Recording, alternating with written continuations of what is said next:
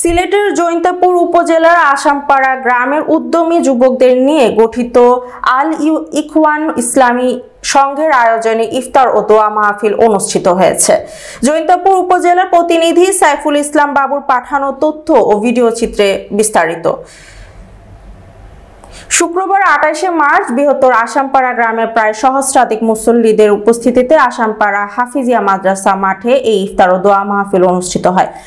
মাহফিলে আল ইখওয়ান ইসলামী সংঘের সভাপতি সোহেল আহমেদ সভাপতিত্বে ও মাসুদুল ইসলাম সাহেল ও ওমর ফারুকের যৌথ সঞ্চালনায় সংক্ষিপ্ত আলোচনা সভা অনুষ্ঠিত হয়।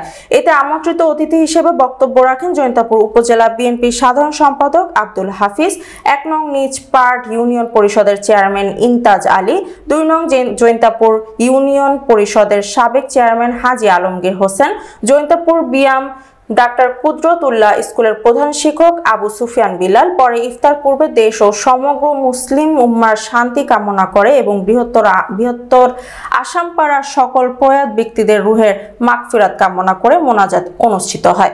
মোনাজাত পরিচালনা করেন মাওলানা আব্দুস সাত্তার। পরে সভাপতি সোহেল আহমেদ সমাপনী বক্তব্যে ইফতার ও দোয়া মাহফিলের আগত সকল মুসল্লিদের উদ্দেশ্যে ধন্যবাদ ও কৃতজ্ঞতা প্রকাশ করেন।